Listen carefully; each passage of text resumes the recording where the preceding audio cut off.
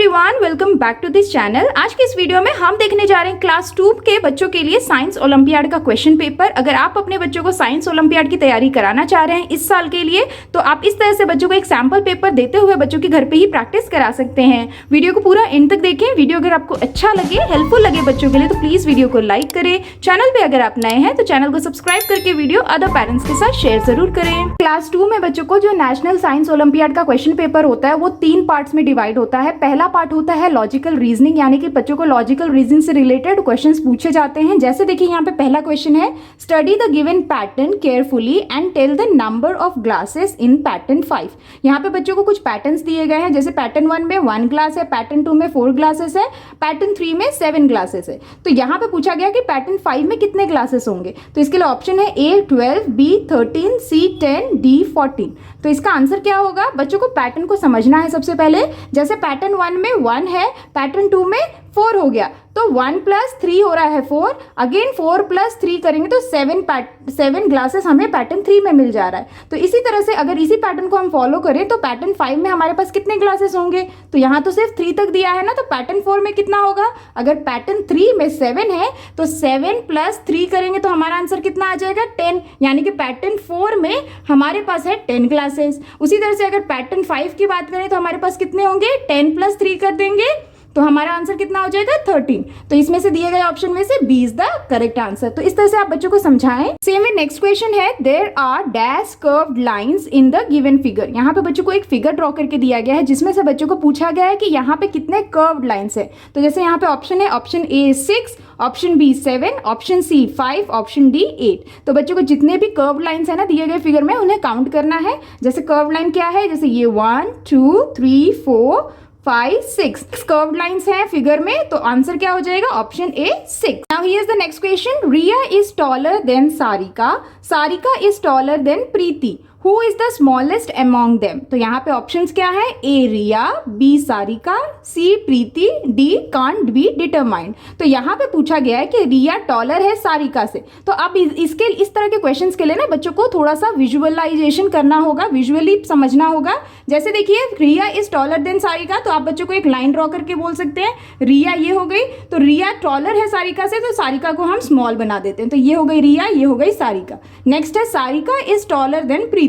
अब सारिका टॉलर है प्रीति से, तो प्रीति को हमें और छोटा बनाना होगा। तो ये हो गई प्रीति। तो इसमें पूछा गया कि जो सबसे स्मॉलेस्ट है वो तीनों में से कौन है? प्रीति। सो आंसर क्या हो जाएगा? ऑप्शन सी प्रीति। तो इस तरह के क्वेश्चंस बच्चों को जरूर दिए जाते हैं। आप इस तरह से बच्चों को समझाने की कोशिश करें और बच्चों को सॉल्व करने के लिए कहें। Here is the next question, if panda A and panda are removed from the given arrangement then panda dash is 5th from the right hand. तो यहाँ पे बच्चों को कुछ पांडास दिए गए हैं और हर एक पांडा के ऊपर बच्चों को अल्फाबेट्स दिए गए हैं। इसमें पूछा जा रहा है कि अगर पांडा ए और पांडा आर को अरेंजमेंट में से हटा दिया जाए तो 5th नंबर जो कि राइट हैंड साइड से 5th नंबर वाला कौन सा पांडा होगा? तो यहाँ पे ऑप्शन ए है टी, ऑप्शन बी है ई, ऑप्शन सी है x and option D is P. तो इसमें बच्चों को राइट हैंड साइड से देखना है। राइट हैंड साइड से पहले तो हम पांडा ए और पांडा आर को कैंसिल कर देते हैं। जैसे पांडा ए हो गया ये और पांडा आर हो गया ये। इसे अगर हम हटा देंगे तो राइट साइड से बच्चों को काउंट करना है 5th नंबर, जैसे 1st, 2nd, 3rd, 4th, 5th। तो 5th नंबर पे कौन सा पांडा है? पांडा पी। तो आंसर क्या हो जाएगा? Option D P. Now next part होता है साइंस का, जिसमें बच्चों को साइंस से रिलेटेड क्वेश्चंस दिए जाते हैं। जिसमें का पहला देखिए यहाँ पे क्वेश्चन है, Riya saw a non living thing that was once alive, it can be a dash. तो यहाँ पे ऑप्शंस में पिक्चर्स दिए गए हैं जिसमें बोला जा रहा है क्वेश्चन में कि रिया ने एक नॉन लिविंग थिंग देखा जो कि एक टाइम पे अलाइव था, जिंदा था। वो क्या हो सकता है? ऑप्शन ए में है बटरफ्लाई, ऑप्शन बी में है मून, ऑप्शन सी में है चेयर, ऑप्शन डी में है फ्रॉग। तो इसमें समझने की बात है कि रिया ने जिसको देखा था वो नॉन लिविंग थिंग था जो कि अलाइव था एक टाइम पे। तो इसमें सी आंसर करेक्ट होगा, क्योंकि चेयर किससे बनता है? Would say. Furniture would say बनता है ना, और वुड हमें कहाँ से मिलता है? ट्री से। तो ट्री तो एक टाइम पे अलाइव था, जब उसे हम कट करते हैं तब चेयर बनता है। तो इसे आंसर क्या हो जाएगा? सी, जो कि नॉन लिविंग थिंग है। Here is the next question, select the option that shows the same relationship as shown in the given box. यहाँ पे बॉक्स में एक रिलेशनशिप शो किया जा रहा है जो कि है सन एंड रो। तो इसी रिलेशनशिप को फॉलो करते हुए बच्चों को दिए गए ऑप्शन में से इसी टाइप का एक और रिलेशन जो ऑप्शन है उसे फाइंड करना है। जैसे ऑप्शन ए में है air toy car, option B में है butterfly cow, cow, option C है वाटर मून, ऑप्शन डी है चेयर डॉग। तो इसका सही आंसर क्या होगा?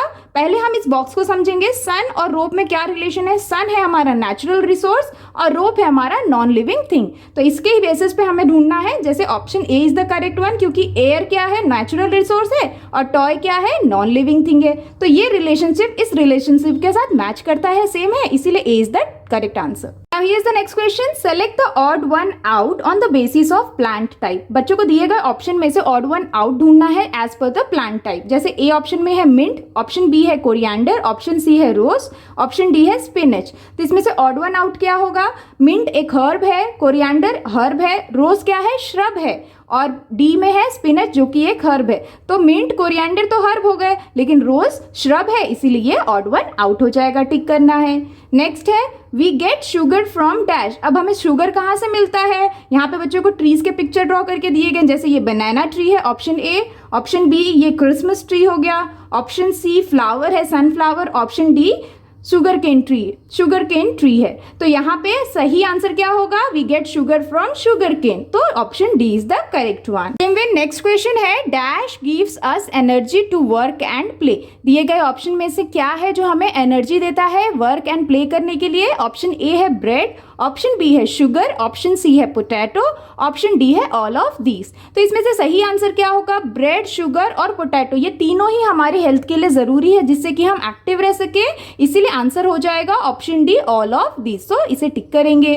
नेक्स्ट देखिए, नेक्स्ट क्वेश्चन है I am a soft organ inside your chest, if I stopped working other parts of your body will not get blood, who am I. तो यहाँ पे रिडल फॉर्म में दिया गया है कि मैं एक सॉफ्ट ऑर्गन हूँ जो कि चेस्ट के अंदर रहता हूँ, अगर मैं काम करना बंद कर दूँ तो आपके अदर बॉडी पार्ट्स में ब्लड नहीं जाएगा। तो मैं कौन हूँ? तो यहाँ पे ऑप्शन ए में यह क्या है? ये किडनी का पिक्चर है, ऑप्शन बी में लंग्स है, ऑप्शन सी में हार्ट है, ऑप्शन डी में नन ऑफ दीज है।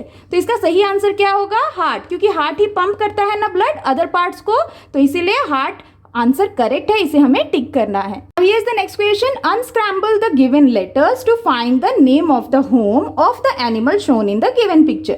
यहाँ पे बच्चों को एक एनिमल का पिक्चर किया गया है जिसमें से बच्चों को दिए गए ऑप्शन में से अनस्क्रैम्बल करना है इस एनिमल के होम को। तो ये एनिमल कौन सा है? ये एक हॉर्स है और हॉर्स के होम को हम क्या कहते हैं? स्टेबल। तो यहाँ पे बच्चों को स्टेबल का सही जो स्पेलिंग है वो अनस्क्रैम्बल करना है कि कौन से ऑप्शन में वो स्पेलिंग छुपा हुआ है। तो जैसे ऑप्शन ए है, ऑप्शन ए का जो ये स्पेलिंग अगर हम अनस्क्रैम्बल करेंगे तो बनेगा stable, STABLE, stable. So A is the correct answer.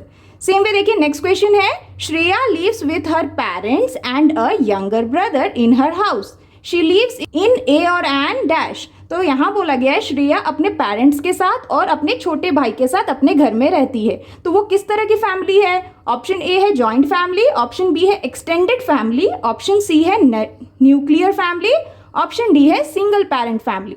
तो यहाँ पे श्रेया के साथ उसका छोटा भाई और उसके पेरेंट्स रहते हैं, तो ये तो छोटी फैमिली है ना, तो इसीलिए इसका आंसर क्या हो जाएगा? Option C nuclear family. Now here is the next question, you must dash when you see the given road sign. यहाँ पे बच्चों को एक रोड साइन दिया है, इस रोड साइन का क्या मतलब होता है, क्या हमें इससे देख के फॉलो करना चाहिए, उसे बच्चों को दिए गए ऑप्शन में से ढूंढना है। ऑप्शन ए है नॉट हॉन्क, ऑप्शन बी है slow down your vehicle, option C है not overtake another vehicle, option D है टेक अ यू टर्न। तो ये जो रोड साइन है ना, ये हमें ये बताता है कि नॉट ओवरटेक अनदर व्हीकल। इस तरह का जो साइन होता है ये आपको बच्चों को बनाना है। जो ये एरो और ये कर्व जा रहा है ना बैक साइड से फ्रंट, इसका मतलब होता है कि हमें व्हीकल को अनदर व्हीकल को ओवरटेक नहीं करना है, इसीलिए option C is the correct one. Next question है oh mom can you please turn on the AC, it's so hot today, said Ridhima. Which among the following sense organs was used by Ridhima? Ridhima ने बोला मम्मा से कि ओ mom आज बहुत गर्मी है, क्या आप AC ऑन कर सकते हैं? तो इस सेंस को फील करने के लिए रिधिमा ने क्या यूज किया, कौन सा सेंस ऑर्गन? तो इसमें ऑप्शन ए है टंग, ऑप्शन सी है नोज, ऑप्शन बी है ईयर, ऑप्शन डी है स्किन। तो इसका सही आंसर क्या होगा? जब कोई चीज हम फील करते हैं उसके लिए हम कौन सा सेंस ऑर्गन यूज करते हैं? स्किन का। So option D is the correct one. Now here is the next question, which of the following is under wrong heading. यहाँ पे बच्चों को एक कॉलम दिए गए हैं, कॉलम में बच्चों को कुछ वर्ड्स दिए गए हैं, जैसे नेचुरल फाइबर में लिखा है कॉटन, स्किल, और सिंथेटिक फाइबर में लिखा है रेयॉन और जूट। तो इन दिए गए ऑप्शन में से बच्चों को ये फाइंड करना है कि कौन गलत हेडिंग के नीचे लिखा गया है, गलत टाइटल के नीचे वर्ड लिखा गया है। तो इसमें ऑप्शन ए में है कॉटन, ऑप्शन बी है सिल्क, ऑप्शन सी है रेयॉन, ऑप्शन डी है जूट। तो इसका सही आंसर क्या होगा? कॉटन और सिल्क तो हमारा नेचुरल फाइबर होता है ना, सेम वे जूट भी एक नेचुरल फाइबर है, ये सिंथेटिक फाइबर के अंडर नहीं आता है। इसीलिए जो गलत हेडिंग के नीचे जो वर्ड है वो है जूट, इसीलिए option D is the correct one. उसी तरह से नेक्स्ट है select the correct match of animal and the thing we get from it. दिए गए ऑप्शन में से हमें करेक्ट मैच ऑफ एनिमल ढूंढना है जो कि उस एनिमल से हमें मिलता है। जैसे देखिए ऑप्शन ए में है शीप हनी, ऑप्शन बी है काउ सिल्क, ऑप्शन डी है हॉर्स एग्स, डी है मिल्क। तो इसमें से सही मैच कौन सा है?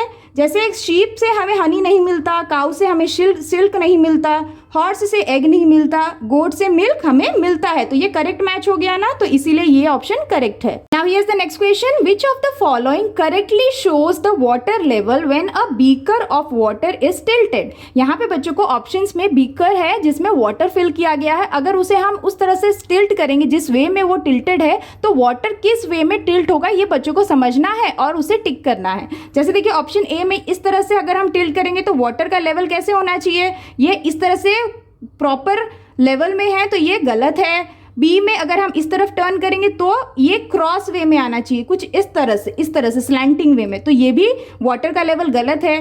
सी में देखिए यहाँ पे जो बीकर है वो इस तरह से राइट साइड में टर्न किया गया है, तो वाटर का भी जो लेवल है, जो वाटर जिस तरह से टिल्ट हुआ है वो राइट साइड में है, तो ये सही है। तो इसीलिए ऑप्शन सी सही हो जाएगा। ऑप्शन डी देखिए, ऑप्शन डी में जो बीकर है वो लेफ्ट साइड को टिल्ट है, तो वाटर भी लेफ्ट साइड से टिल्ट होना चाहिए, लेकिन ये राइट साइड को जा रहा है, तो ये गलत है, इसीलिए option C is the correct answer.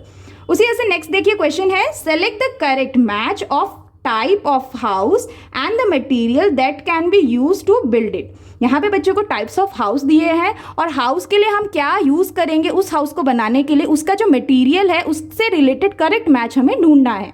जैसे ऑप्शन ए है tent, nylon sheet, option B hut, straw, option C bungalow, bricks, option D all of these. तो इसमें देखिए टेंट बनाने के लिए हमें नायलॉन शीट की ज़रूरत है, हट बनाने के लिए हमें स्ट्रॉ की ज़रूरत होती है, बंगलो बनाने के लिए हमें ब्रिक की ज़रूरत होती है। ये तीनों ही सही है, इसीलिए option D is the correct one, all of these. तो इस तरह से आप बच्चों को समझाते हुए सॉल्व कराने की कोशिश करें। नेक्स्ट है the object shown in the given picture tells us the dash of moving air. यहाँ पे जो पिक्चर दिया गया है ये हमें एयर के बारे में क्या बता रहा है? तो ऑप्शन ए में है डायरेक्शन, ऑप्शन बी है स्पीड, ऑप्शन सी है क्वालिटी, ऑप्शन डी है all of these.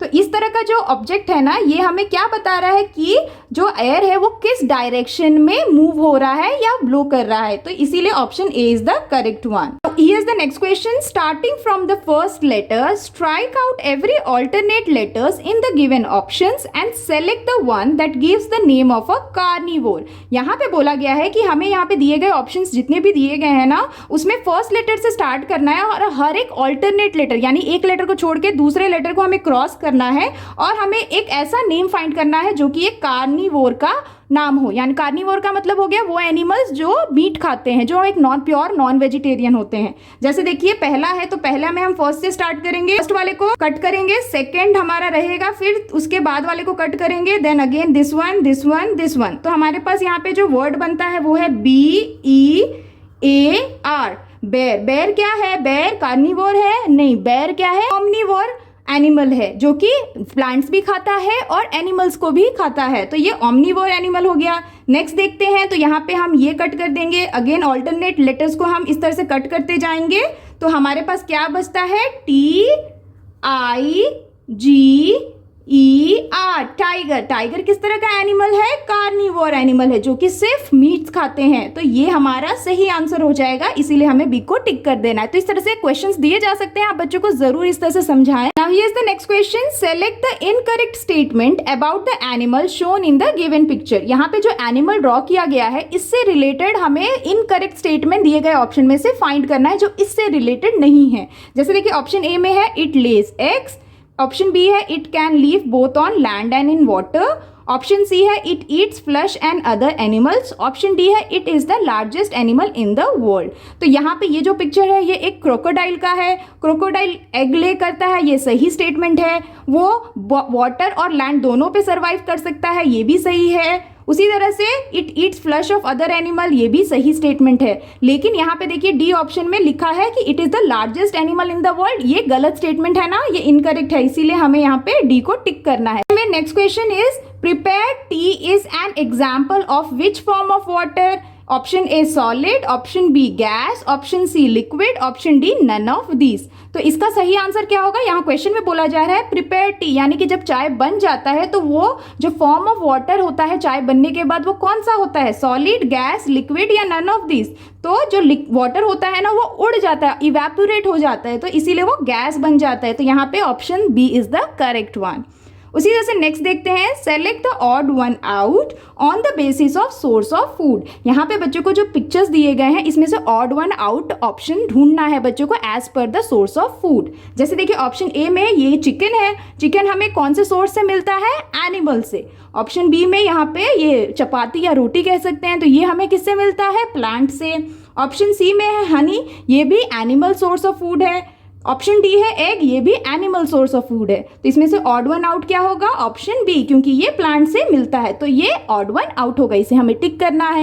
The next question is refer to the given table and select the option that could be correctly placed at X. यहाँ पे बच्चों को table दिया गया है और इसमें जो ये एक्स है ना, इसे बच्चों को फिल करने के लिए करेक्ट ऑप्शन फाइंड करना है। तो जैसे ऑप्शन ए में है थार, ऑप्शन बी है एवरेस्ट, ऑप्शन सी है हिमालय, ऑप्शन डी है अंडमान एंड निकोबार। तो यहाँ पे लैंड फॉर्म दिया गया है, टेबल को देखते हैं। तो हिल है सिवलिक हिल्स, डेजर्ट में एक्स है, वैली में कश्मीर वैली दिया है। तो हमें डेजर्ट का नाम फाइंड करना है दिए गए ऑप्शन में से। तो थार क्या है? थार एक डेजर्ट का नाम है। एवरेस्ट माउंटेन का है, हिमालय भी माउंटेन का है, अंडमान निकोबार क्या है? हमारा यूनियन टेरिटरी हो गया, आइसलैंड हो गया। तो यहाँ पे डेजर्ट से रिलेटेड एक ही ऑप्शन है जो कि है option A Thar desert. So this is the correct one, इसे हमें टिक करना है। Same with the next question is which of the following is not a hard rock? दिए गए ऑप्शन में से कौन सा है जो कि एक हार्ड रॉक नहीं है? ऑप्शन ए है ग्रेनाइट, ऑप्शन बी है चॉक, ऑप्शन सी है marble, option D is all of these. तो इसमें से हार्ड रॉक फॉर्म कौन सा नहीं है? Granite, chalk, marble. चॉक क्या है? चॉक एक सॉफ्ट फॉर्म ऑफ रॉक है, तो ये हार्ड फॉर्म नहीं है, इसीलिए option B is the correct one, chalk. Now here is the achiever section. Achiever section थोड़े हार्ड होते हैं बाकी सेक्शन से, तो इस तरह से बच्चों को आप क्वेश्चंस दे सकते हैं। जैसे देखिए इसमें का पहला क्वेश्चन है, select the option that correctly arranges the vehicles in increasing order of number of wheels they have. तो यहाँ पे जो ऑप्शंस दिए हैं ना, इसमें से बच्चों को करेक्टली अरेंज्ड व्हीकल्स देखने हैं जिसका इंक्रीजिंग ऑर्डर में अरेंज किया होगा as per the number of wheels. तो देखिए पहला है ऑटो रिक्शा, बाईसाइकिल, बस। नेक्स्ट है बस, कार, ट्रेन। नेक्स्ट है bicycle, auto rickshaw, car. Next है ट्रेन, मेट्रो, ट्रक। तो यहाँ पे बच्चों को इंक्रीजिंग ऑर्डर में फाइंड करना है vehicle as per their wheels. तो बाईसाइकिल में 2 व्हील्स होते हैं, ऑटो रिक्शा में 3 होते हैं, कार में 4 होते हैं। तो सही इंक्रीजिंग ऑर्डर क्या है? सी ऑप्शन, यानी कि bicycle, auto rickshaw and then car, 2, 3, 4। So इसीलिए C is the correct one. तो नेक्स्ट क्वेश्चन देखते हैं, select the option in which the odd one is incorrectly uncircled based on the edible plant part. तो यहाँ पे बच्चों को जो ऑप्शंस दिए गए ना, हर एक ऑप्शन में एक ऑप्शन को सर्कल किया गया है। तो यहाँ पे बच्चों को ये ढूंढना है कि कौन से ऑप्शन को इनकरेक्टली सर्कल किया गया as per the edible plant part, यानी कि जो सर्कल किया गया है वो करेक्ट नहीं है एज पर द प्लांट के जिस पार्ट को हम खाते हैं। जैसे देखिए पहला है क्लोव, एप्पल, मैंगो। तो यहाँ पे देखिए क्लोव को सर्कल किया गया है, तो ये ऑड वन आउट है क्योंकि एप्पल और मैंगो क्या है? ट्री है, लेकिन क्लोव ये एक स्पाइस है। ठीक है, तो यहाँ पे इसे हम सर्कल कर देंगे। नेक्स्ट है कैबेज, लेटस, रेडिश। तो कैबेज और रेडिश क्या है? कैबेज एक लीफी पार्ट है प्लांट का, लेटस लीफी पार्ट है और रूट रेडिश क्या है, रूट पार्ट ऑफ प्लांट है। तो यहाँ पे लेटस को सर्कल किया गया है जो कि गलत है, तो इसे हम टिक करेंगे क्योंकि ये गलत है और इसे सर्कल किया गया। ये ऑड वन आउट नहीं होना चाहिए, ऑड वन आउट रेडिश होना चाहिए। Now here is the next question. Refer to the given diagram and select the option that correctly identifies x, y and z. यहाँ पे बच्चों को इस डायग्राम को रेफर करना है और यहाँ पे बोला गया है कि बच्चों को समझना है कि कौन सा जो ऑप्शन है वो करेक्टली आइडेंटिफाई कर रहा है x, y और z को। तो जैसे देखिए x, यहाँ पे x के रो ये हैं, y के रो ये हैं और z के ये रो हैं हर एक ऑप्शन में। x में क्या बोला जा रहा है, x एक ऐसा वर्ड होना चाहिए जो कि है ऑयल यील्डिंग प्लांट, यानी कि जिस प्लांट से हमें ऑयल मिलता है। तो जैसे कोकोनट और मस्टर्ड दोनों से हमें ऑयल मिलता है। नेक्स्ट देखते हैं वाई इन दोनों के बीच में है, यानी कि हमें एक ऐसा प्लांट चाहिए जो कि वुड भी मिलता हो और ऑयल भी मिलता हो। तो इस दोनों ऑप्शन में से हम देखते हैं, जैसे जैस्मिन, जैस्मिन से हमें ऑयल तो मिलता है लेकिन वुड नहीं मिलता ना, तो इसीलिए नीम सही होगा क्योंकि नीम से हमें नीम ऑयल मिलता है और वुड भी मिलता है। नेक्स्ट देखते हैं जेड, जेड में हमें एक ऐसा प्लांट चाहिए जो कि हमें वुड प्रोवाइड करता है, तो जैसे सीसम, इसीलिए option C is the correct one. Mustard oil हो गया, वाई हो गया हमारा नीम जिससे हमें ऑयल भी मिलता है और एक ये वुड बेस्ड प्लांट है, और सीसम क्या है, ए जिससे हमें सिर्फ वुड मिलता है, इसीलिए C is the correct. That's all for today's videos friends. I hope कि आपके बच्चों के लिए ये साइंस ओलंपियाड से रिलेटेड सैंपल पेपर काफी हेल्पफुल रहा होगा। आप इस तरह से बच्चों की डेली बेसिस पे जरूर प्रैक्टिस कराएं। अगर आपको वीडियो अच्छा लगा हो, हेल्पफुल लगा हो तो प्लीज वीडियो को लाइक करें। चैनल पे अगर आप नए हैं तो सब्सक्राइब करना ना भूलें। मिलती हूँ आपसे नेक्स्ट वर्कशीट के साथ, तब तक के लिए take care and bye bye.